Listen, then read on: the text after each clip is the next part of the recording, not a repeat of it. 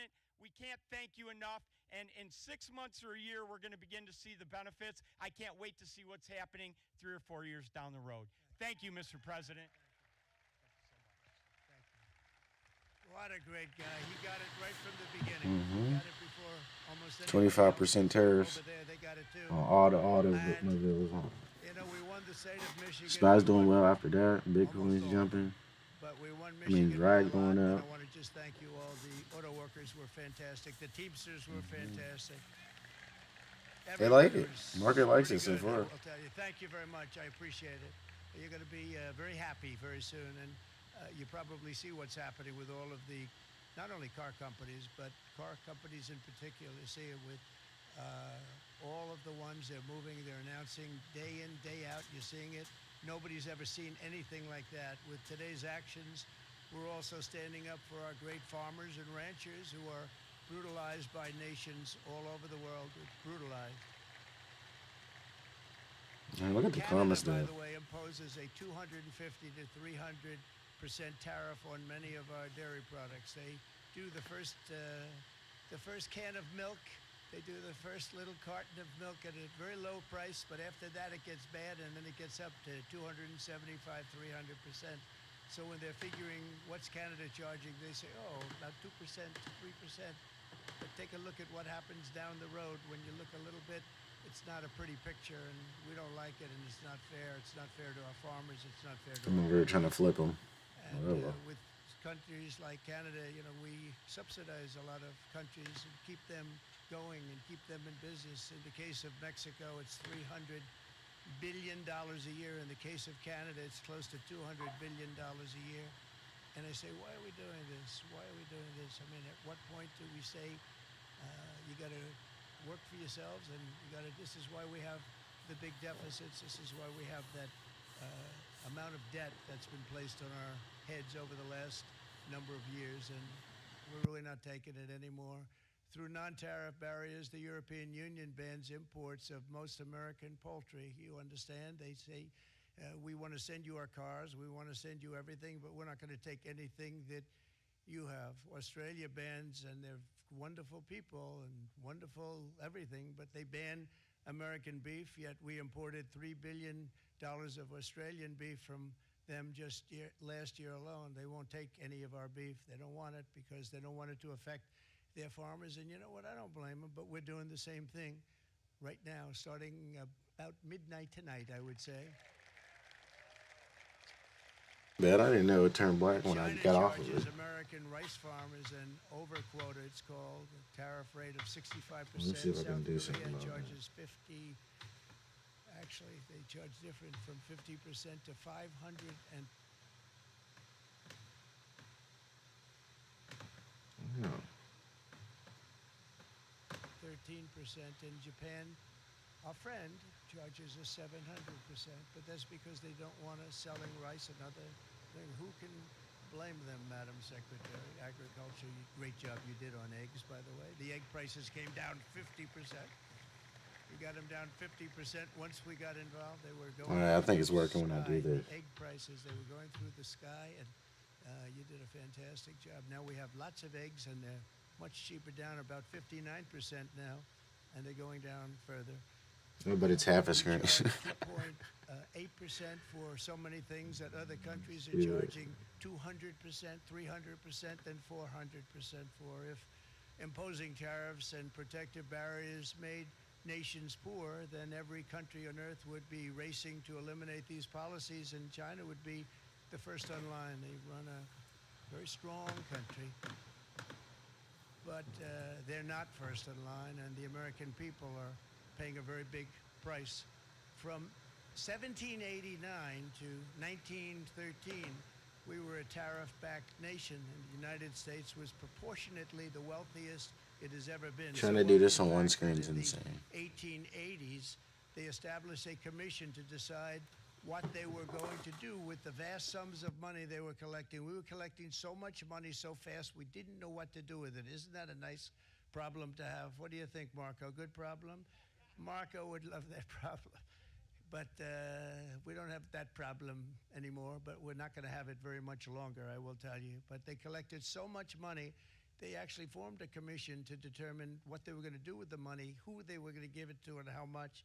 Then in 1913, for reasons unknown to mankind, they established the income tax so that citizens, rather than foreign countries, would start paying the money necessary to run our government. Then in 1929, it all came to a very abrupt end with the Great Depression, and it would have never happened if they had stayed with the tariff policy. It would have been a much different story. They tried to bring back tariffs to save our country, but it was gone. It was gone. It was too late. Nothing could have been done. It took years and years to get out of that depression, far longer than even FDR had that office right over there for a long period of time. The ramp system, that's rather intricate, was built because of him, and every time you walk up, you think of him, and he did a great job in many ways, but it lasted long beyond his terms, as you know. But it's not too late any longer, and we're going to start being smart, and we're going to start being very wealthy again. We're going to be wealthy as a country because they've taken so much of our wealth away from us. We're not going to let that happen. We truly can be very wealthy. We can be so much wealthier than any country. It's not even believable, but we're getting smart. Nearly a century later, in the face of unrelenting economic warfare, the United States can no longer continue with a policy of unilateral economic surrender. We cannot pay the deficits of Canada, Mexico, and so many other countries. We used to do it. We can't do it anymore. We take care of countries all over the world. We pay for their military. We pay for everything they have to pay. And then when you want to cut back a little bit, they get upset that you're not taking care of them any longer. But we have to take care of our people, and we're going to take care of our people first. And I'm sorry to say that.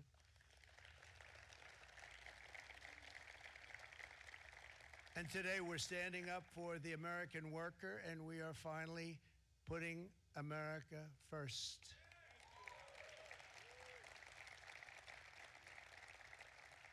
In Sleepy Joe Biden's last year in office, the United States hemorrhaged 100,000 manufacturing jobs, and the number was going through the roof. Let's see him getting this thing together. Our trade deficit reached a record $1.2 trillion, which is unheard of. Since the beginning of NAFTA, the worst trade deal ever made. It was a horror show. I was able to determine that they all said you'd never be able to get it out. We had to get approval from Congress to get this thing together. It was the worst trade deal ever made by far. But since the very beginning of NAFTA, our country lost 90,000 factories. Think of what that is, 90,000. Think about putting a map up and putting text on it. You wouldn't have enough room. 90,000. I said, is that possible? We had it checked 4 different times, and it was actually somewhat higher than that. And 5 million manufacturing jobs were lost while racking up trade deficits of $19 trillion. That was the worst trade deal ever made. As a result of these gigantic losses, foreign nations now own $26 trillion more of American assets than think of this, than the Americans own of their own foreign assets or other foreign assets. The United States can no longer produce enough antibiotics to treat our sick. We have a tremendous problem. We have to go to foreign countries to treat our sick. If anything ever happened from a war standpoint, we wouldn't be able to do it. We import virtually all of our computers, phones, televisions, and electronics. We used to dominate the field, and now we import it all from different countries. A single shipyard in China now produces more ships every year than all of the American shipyards combined. Think of that. And it was a business that we used to dominate. We used to dominate it totally. In short, chronic trade deficits are no longer merely an economic problem. They're a national emergency that threatens our security and our very way of life. It's a very great threat to our country. And for these reasons, starting tomorrow, the United States will implement reciprocal tariffs on other nations. It's been a long time since we even thought of that. We used to think about it a lot. We didn't think about it for many decades, and you see what's happened. For nations that treat us badly, we will calculate the combined rate of all their tariffs, non-monetary barriers, and other forms of cheating. And because we are being very kind, we're kind people. Very kind. You're not so kind when you got ripped off with your salaries. My auto worker friends and my Teamster friends and all of the unions that typically voted Democrat. They're not voting Democrat anymore because worker, whether union or non-worker, they're for the Republicans now. That's what happened. But we will charge them approximately half of what they are and have been charging us. So the tariffs will be not a full reciprocal. I could have done that, yes, but it would have been tough for a lot of countries. We didn't want to do that. I'd like to see the chart if you have it. Could you bring it up, Howard? This is our great Secretary of Commerce, Howard Lutnick. Thanks, Howard. So if you look at that, China, first row, China, 67%. That's tariffs charged to the USA, including currency manipulation and trade barriers. So 67%, I think you can, for the most part, see it. Those with good eyes, with bad eyes.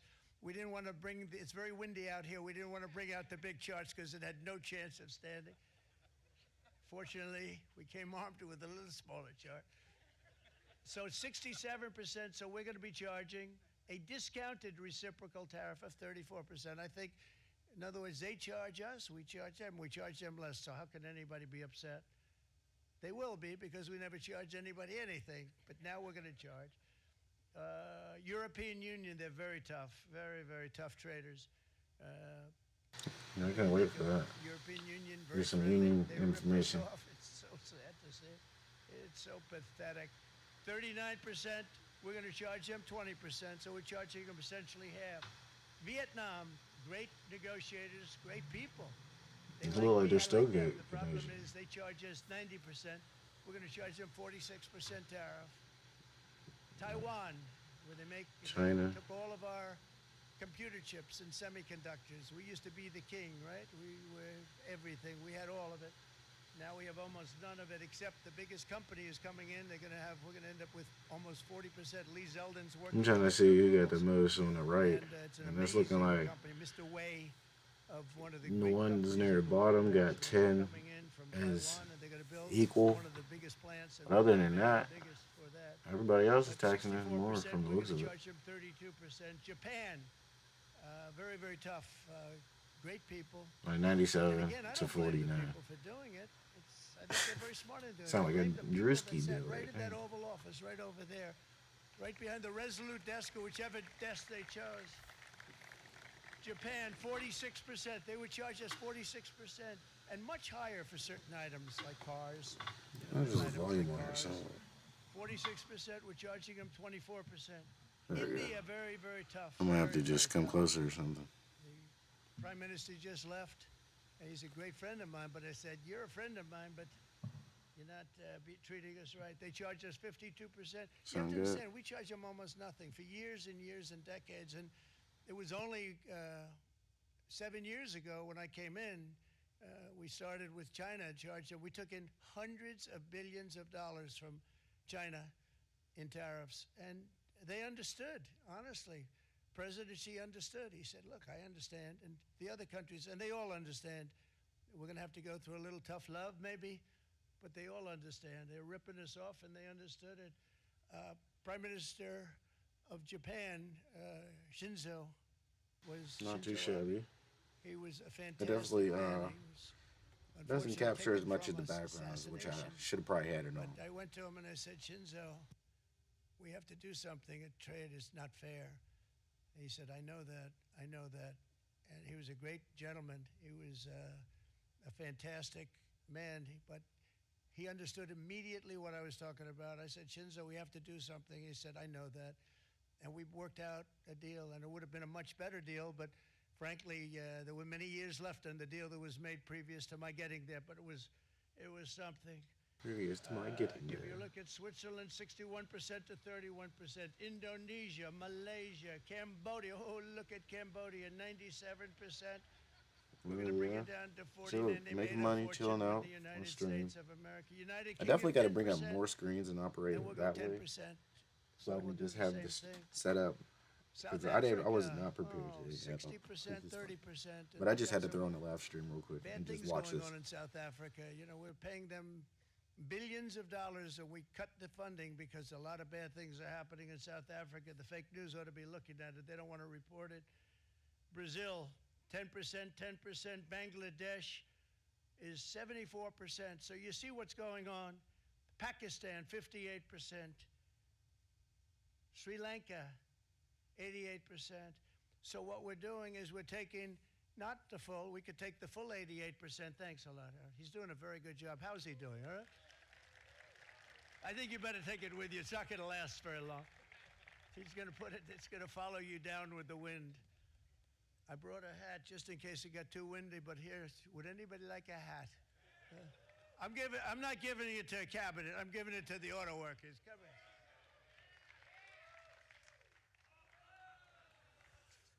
Thank you, fellas. Get it. That's it. That's it. They deserve it more than our cabinet. So that's about it. Let's see what's going on in our this cabinet market. has plenty of Definitely should have grabbed my iPad. But you see the numbers. The numbers are Look it so on screen. disproportionate. They're so unfair.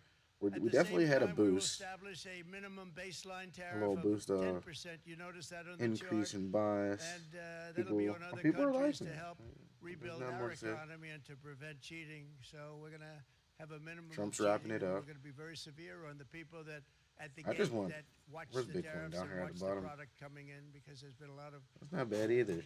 But it still looks like we're still in the same zones for because the money is so enormous. This is not crashing. But we got to wait for reciprocals. Probably anything like it in terms of the enormity, and there are a lot of bad things happen at the people that do the check-in, and they're looking at 10-year jail sentences if they do play. We're going to treat them so good, but if they cheat.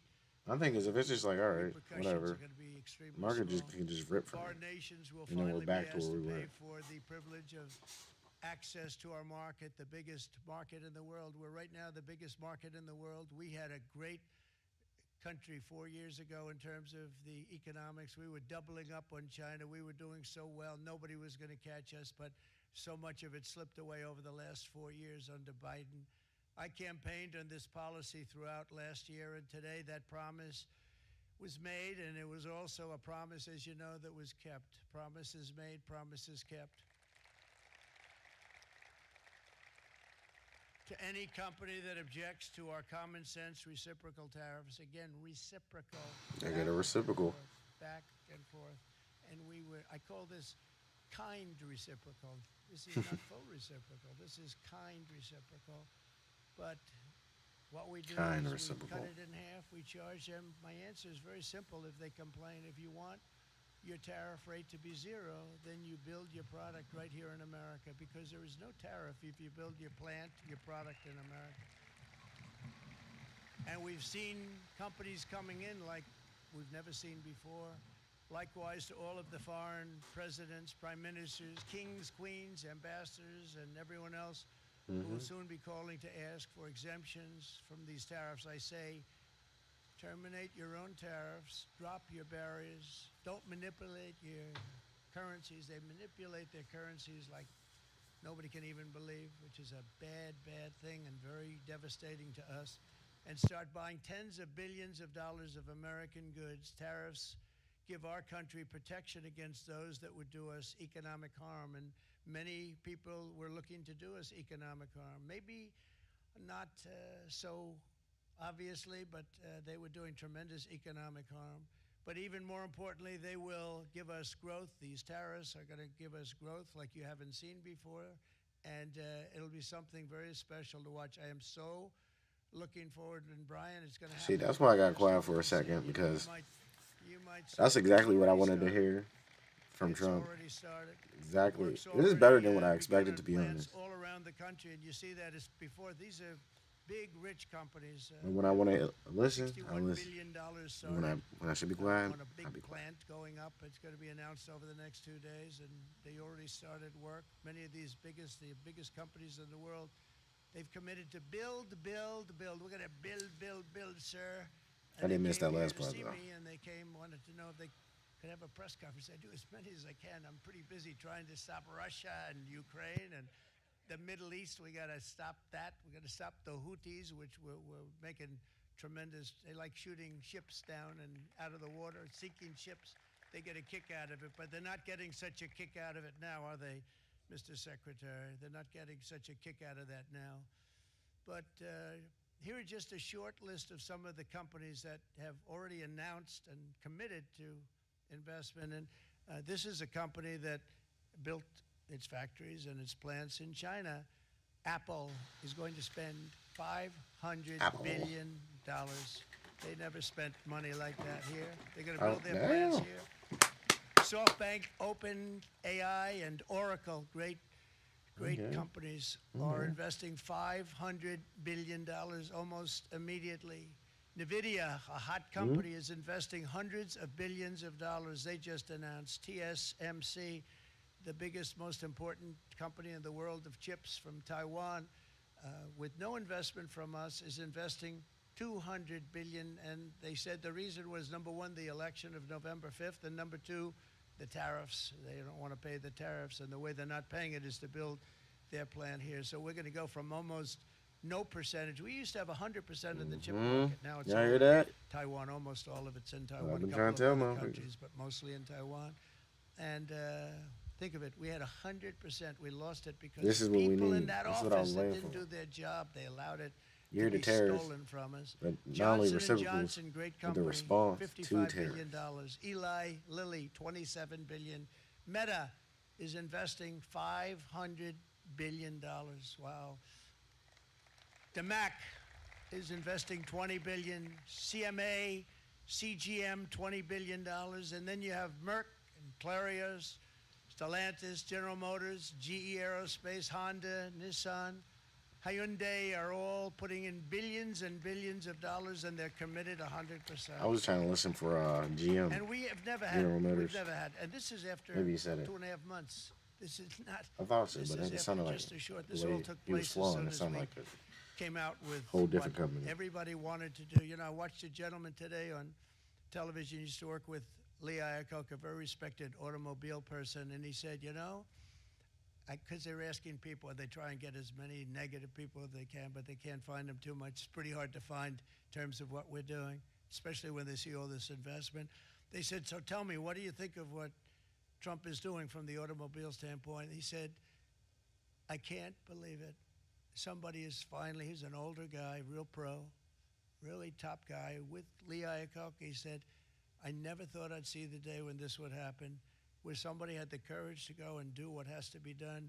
This is transforming our nation. Our entire nation is going to be transformed, not only with the cars, but on every single other item that's built. We're going to become an industrial powerhouse. And he said that so beautifully today. In fact, I'm going to find out, I'm going to get a tape, and Bruce, I'm going to get that tape, and I'm going to send it to you out in Long Island, and you're going to play it for the people. And all your union workers and your non-union workers out there, you got a pretty even split. But we have, so far, it looks like we're going to have about $6 trillion of investments, and you wouldn't do that in years in this country over the last number of years. $6 trillion, and that's going to be much higher by the end of the year. And think of what $6 trillion is. You wouldn't have even a small percentage of that under this other system. We're going to be an entirely different country, and it's going to be fantastic for the workers. It's going to be fantastic for everyone. There will never have been a transformation of a country like the transformation that's already happening in the United States of America. It's an incredible thing to watch, and it's incredible to meet with the top people, people that you read about, very wealthy people, or people that are great managers and executives and presidents of big public companies, and to watch the enthusiasm they have now that they didn't have. They gave up on our country. They went to foreign countries and they built.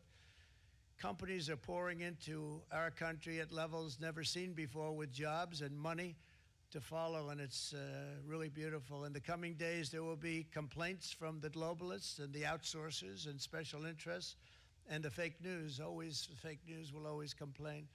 But never forget, every prediction our opponents made about trade for the last 30 years has been proven totally wrong. They were wrong about NAFTA. They were wrong about China. They were wrong about the Trans-Pacific Partnership, which would have been a disaster if I didn't terminate it. If I didn't terminate that, United Auto Workers, you would have had no jobs in this country. You would have had no jobs. It was all going to other countries. In my first term, they said tariffs would crash the economy. Instead, we built the greatest economy in the history of the world. And again, I have great respect for President Xi of China, great respect for China, but they were taking tremendous advantage of us, and I commend them for that. I say, hey, what did he say? That's okay, but they understand exactly what's happening, and they probably, most of them are saying it's about time they did something, but and they're going to fight, and they're going to fight fair. Everyone's going to fight. It's like I say to the leaders, look, you got to take care of your country, but we have to start taking care of our country now. We can't do what we've been doing for the last 50 years. From the day of my election, the stock market went up in my first term 88%, with NASDAQ going up 155%, more than any president has ever had in any term in office, by far. And I think we're going to blow that away. And maybe the numbers won't show, but I think they're going to show much better than even those numbers. But what you're going to see is you're going to see activity, that empty, dead sites, factories that are falling down.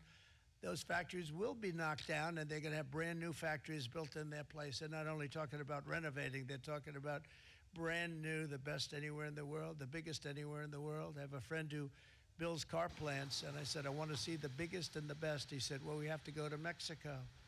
I said, no, I want to see it in the United States. He said, we're not building them in there. This is a year and a half ago during the campaign. He said, we're not building it. You'd have to go to Mexico. When I was starting to decide to run, and I went to #1 in the polls very rapidly, I want to say, like, let's say in the first that hairpiece is flying up, though. That's crazy. And then shortly thereafter, it looked like I was going to win. And that almost looks like AI is trying to cover up from it not actually being up in the air. They would have really been in trouble, because nobody wants to read them anyway.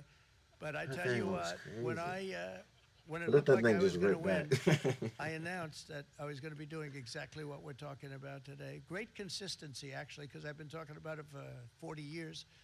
But because I saw what was happening 40 years ago. If you look at my old speeches when I was young, very handsome. Trying to pay attention to what he's saying.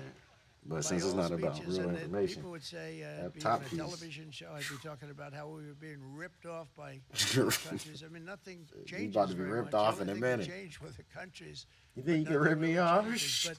But it's why it's such an honor. It's such an honor to be finally able to do this. If you look at China, I took in hundreds of billions of dollars in my term. Hundreds of billions. They never paid 10 cents to any other president, and yet they paid hundreds of billions, so much so that Biden couldn't do anything. They wanted to try and terminate it because he had a very special relationship with China. You know what the relationship was? He had a special relationship. But the numbers were so big, that they couldn't do it. So they did ease it up. They did things that they shouldn't have done. They made it a lot more comfortable for them, but they couldn't do it because the numbers were hundreds of billions of dollars, and I did that. And we were on our way to doing something like incredible. And then we had a very bad election happen, a lot of bad things happened. So when I said we got to do it again, I said we have to make it too big to rig, and we made it too big to rig, and we won in records, and it was a monumental win. And it was such an honor to see so many of you, like Brian and your friends, here with us to celebrate, and to more importantly celebrate what we're doing, because that wouldn't be a full celebration if we didn't do this, because this will be an entirely different country in a short period of time. It'll be something the whole world will be talking about it. The critics made the very tired predictions earlier this year, but in February, core inflation dropped to the lowest rate in 4 years.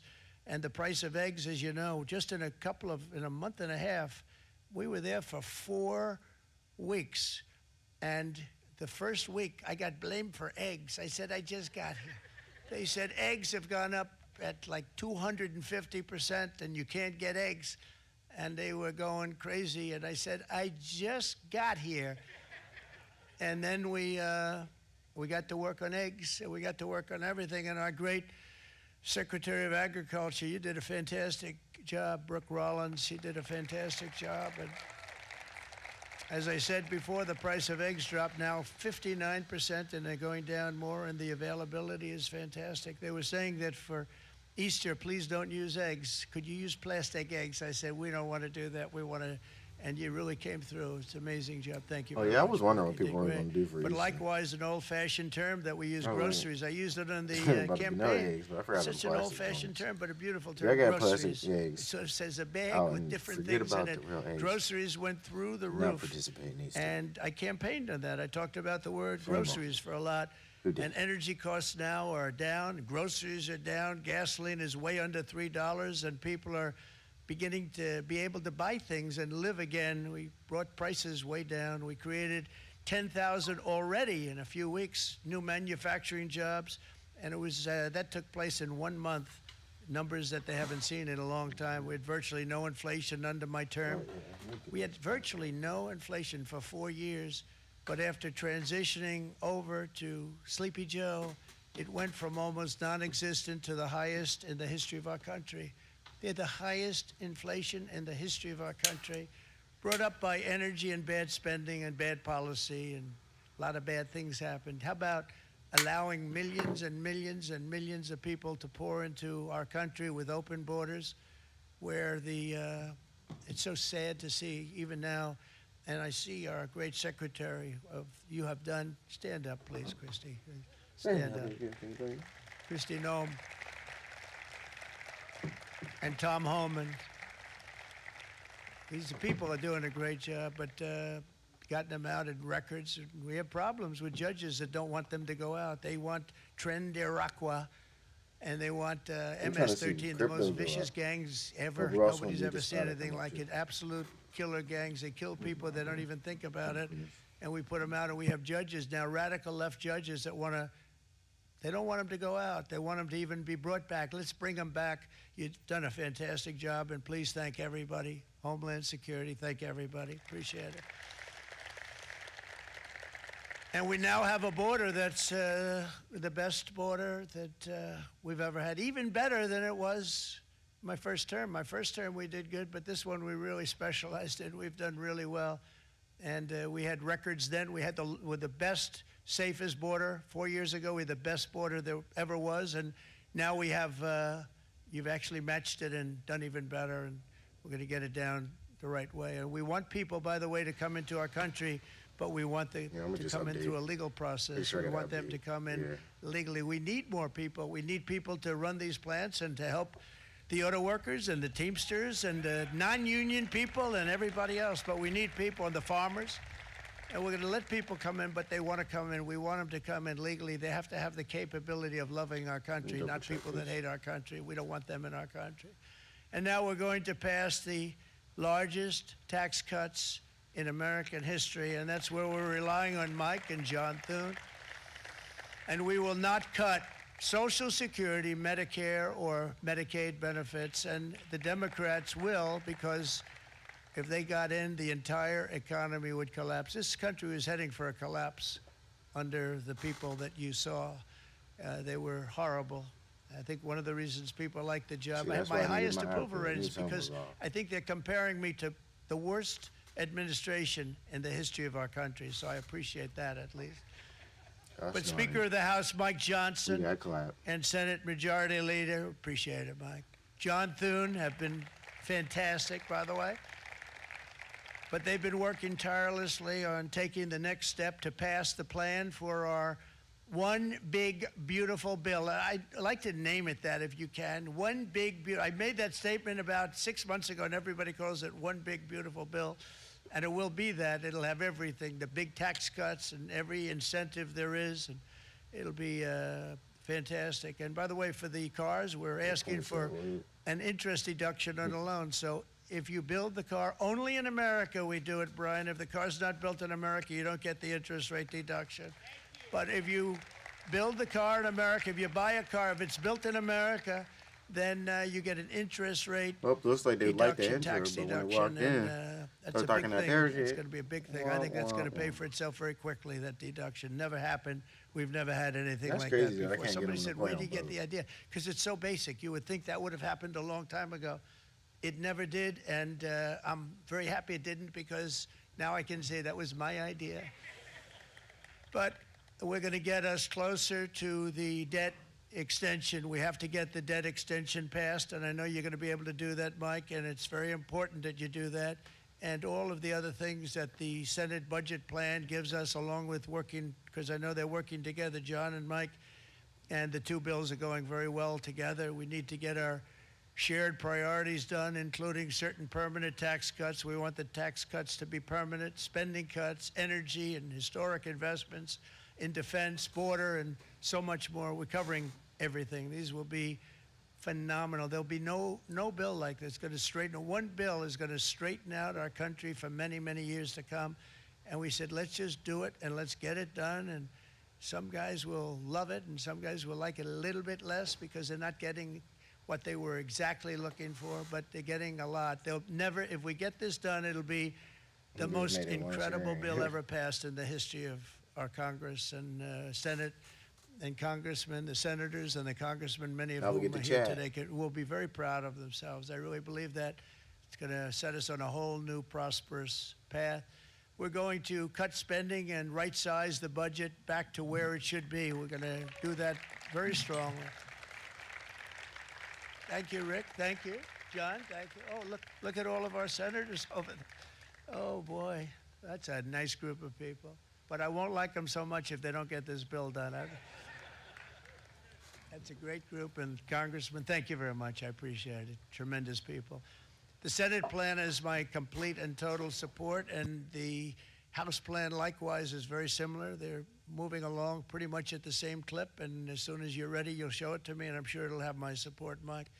Every Republican congressman and senator must unify. We have to unify. We can't be separated. We have to get it done. We have to get absolutely everything we can, and we have to take care of the American people. That's the only thing that matters. We have to take care of the American people first. We need to pass this bill immediately, get it done, including debt extension. From this day on, we're not going to let anyone tell us that American workers and families cannot have the future that they deserve. We're going to produce the cars and ships, chips, airplanes, minerals, and medicines that we need right here in America. The pharmaceutical companies are going to become roaring back. They're coming roaring back. They're all coming back to our country because if they don't, they got a big tax to pay. And if they do, I'll be very happy, and you're going to be very happy, and you're going to be very safe. We're going to build our future with American hands, with American heart, American steel, and we're going to build it with American pride like we used to. We're approaching our 100th day as president and have been given credit by a lot of people, actually, even some of the fake news. Can you believe it? Which in this case hopefully isn't fake. For having done more in that time than any other administration in the history of our country in the first 100 days. I think we've had an amazing, in terms of what we've done, what we've gotten accomplished. I'd like to see if we can get that war ended and another war from not starting in the Middle East. That's like you just gave it up. We have to get Russia. They're losing 2,000 on average, 2,500 people today, young people, soldiers, Russian. Think of that. 2,500 through some days, but on average, probably over about a 1 week period, it's 2,712, they say. They're losing those soldiers. They're dying. They're being decimated, and they're not from our country, but they're from other countries, but they're human beings. They're from Russia. They're from Ukraine in this period, most of them. And we're going to get it stopped. It's a senseless war that would have never happened if I was president, and it shouldn't be allowed to go on. I think I bought these at like $5 too. And I think we're being given good cooperation by Russia and by Ukraine, but we have to get it stopped. It's humanity. It's humanity. It's a terrible thing. This will be a very big moment. I think you're going to remember today. It's going to be a free nation that we're dealing with. We're going to have a very free and beautiful nation. It's going to be Liberation Day in America, and it's going to be a day that hopefully you're going to look back in years to come and you're going to say, you know, he was right. This has turned out to be one of the most important days in the history of our country. God bless you and God bless America. Thank you, everybody. Thank you very much. Thank you. Thank you very much.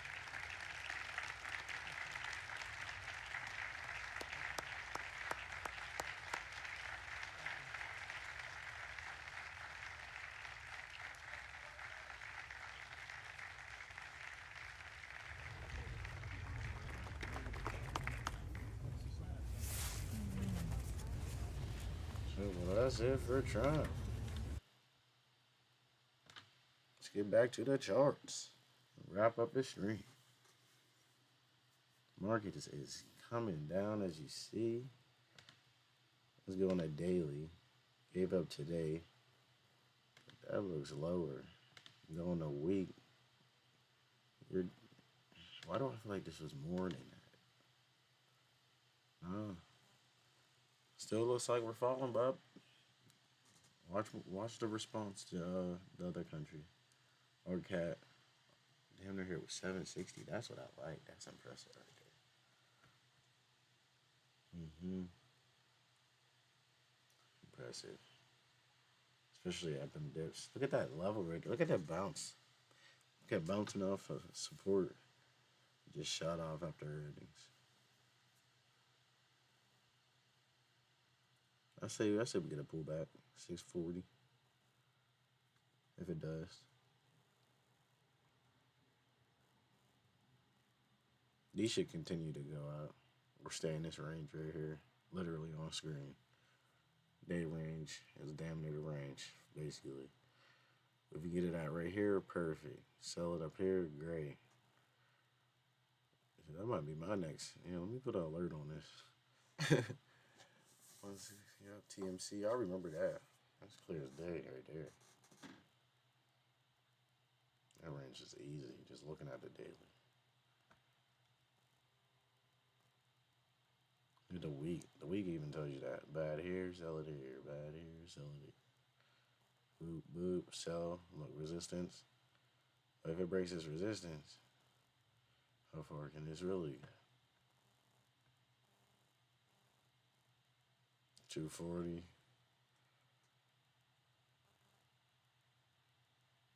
Look at that volume start to pick up. We got to see what volume looks like. If the volume starts looking like this over here, then you got some wiggle room.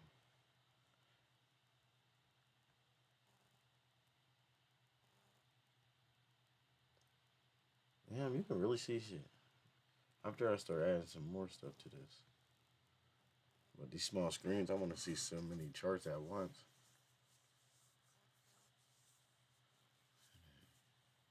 Nope, we just gotta wait, I guess. Hopefully Bitcoin's not bad on the week.